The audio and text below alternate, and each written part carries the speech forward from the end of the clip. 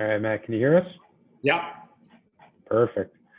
We'll get going here with questions. Paul, I see your hand up, so you can go ahead with the first question for Matt. Hi, Matt. Welcome to Buffalo. Thank you. I'm with WGRZ TV here in Buffalo. And if I were to say you're a defenseman that's going to add toughness to the blue line and is going to help the penalty kill, would that be an accurate assessment of what you are as a defenseman? Yeah, I think that's pretty fair. I kind of pride myself into being hard to play against. Love to compete, love to battle. Just make it hard on other teams' forwards or whoever it might be in front of our net or in the corners. Obviously contribute on the penalty kill. I take a lot of pride in that. Obviously we know that power plays usually consist of other teams' top players. So, the opportunity to create momentum for our team through penalty kill is something that I think a lot of us penalty killers take pride in, and I'm looking forward to that. Hi, Matt. Lance Lysowski from the Buffalo News. Congratulations. Welcome to Buffalo. Thank you. In the middle of the season, you go to Anaheim. It seemed like that was an opportunity to really get some good minutes, play in some different situations. What did that do, for your game, and how do you feel about the way that you were able to showcase your skills during, what was, I guess, sort of a short time, but still a nice body of work there? Yeah, for sure. I mean, I had a really good run in Nashville. Great opportunity there to play and kind of sink into a different role that I was in with my previous teams. I was on playing in the 5-6 pair.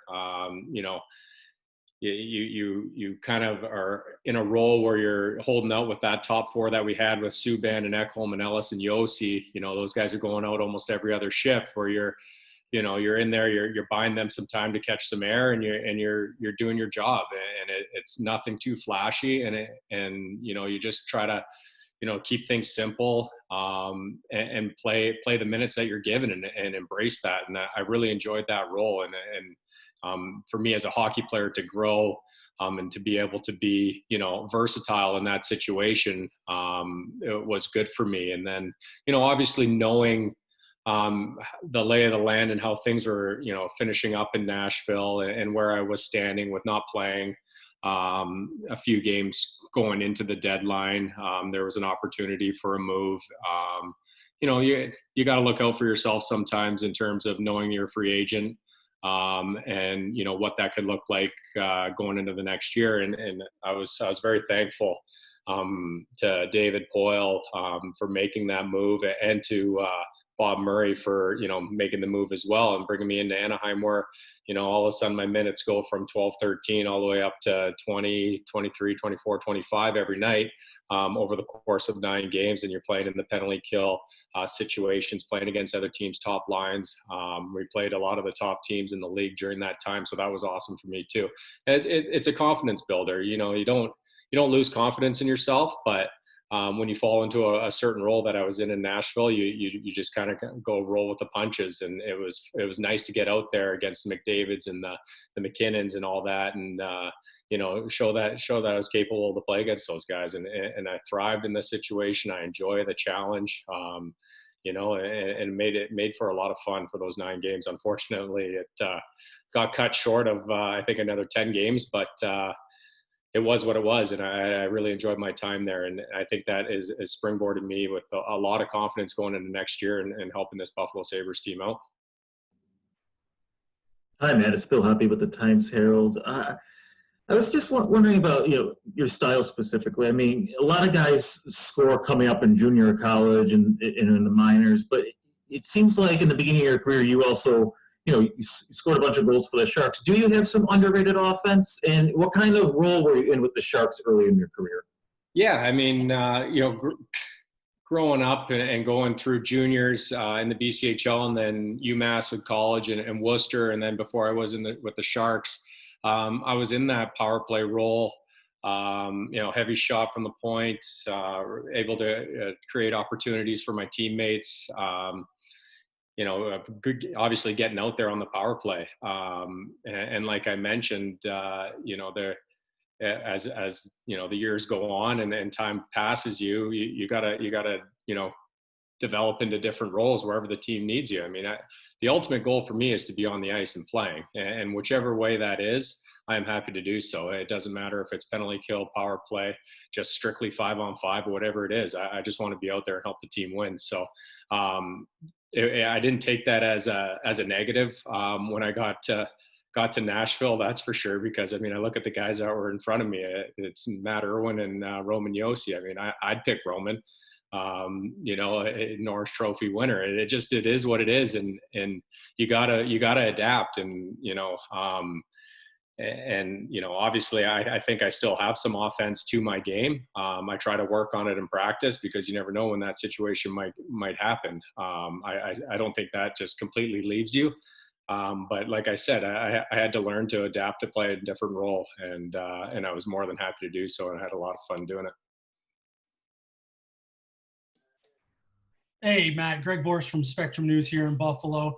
One theme from a lot of the guys the Sabres have signed is playoff experience. Yourself, 47 games in the postseason.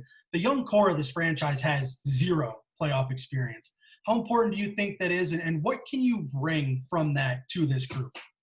Yeah, looking at the guys that we brought in, there is some experience there in the postseason, and that's something that is only obviously created with the experience you get, and you go through the ups and downs of a playoff series or within a game. I've been on both sides of the coin in terms of being the favorite team going into the playoffs, both with Nashville and San Jose at times. We're a part of the very few clubs that collapsed and lost 4 straight after being up 3-0. So you deal with those experiences. Our run to the finals with Nashville was technically, I guess, the 16th seed, the 8th seed in the West, but you just get on a roll and you start, and there's a belief, and guys are pulling the rope the same way.